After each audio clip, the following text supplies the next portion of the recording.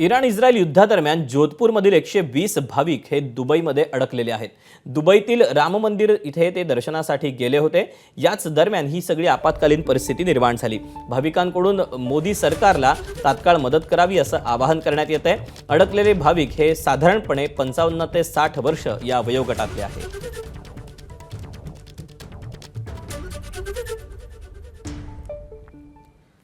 America आणि Israel आणि इराणमध्ये युद्धामुळे अनेक भारतीय दुबईमध्ये अडकल्याची माहिती आहे। पुणे पिंपरी चिंचवडमधील इंदिरा विद्यालयाचे 84 जण हे दुबईमध्ये अडकलेत। 84 जणांमध्ये 80 विद्यार्थी आणि 4 शिक्षकांचा समावेश आहे। सध्या हे सर्वजण सुरक्षित असल्याची माहिती आहे।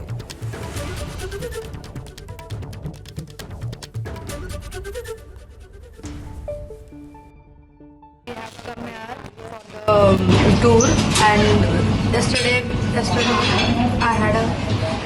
we had a flight of 11 o'clock. Then a flight got cancelled because of the airspace closed, and we are safe here. We are good, and faculties are taking care.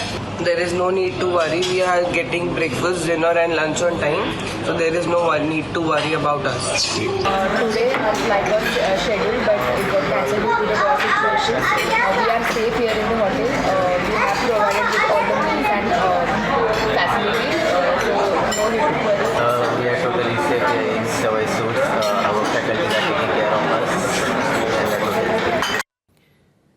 दुबईमध्ये ठाण्यातील देखील 23 नागरिक अडकल्याची माहिती मिळालेली आहे। इराण इस्रायल युद्धामुळे दुबईत हे नागरिक अडकलेले असून परतीचा प्रवास असल्याने सध्या नागरिकांकडे पैसे शिल्लक राहिलेले नाहीत। यामुळे हॉटेलचं बिल आणि खर्च आता देणं या सगळ्या नागरिकांना कठीण झालंय।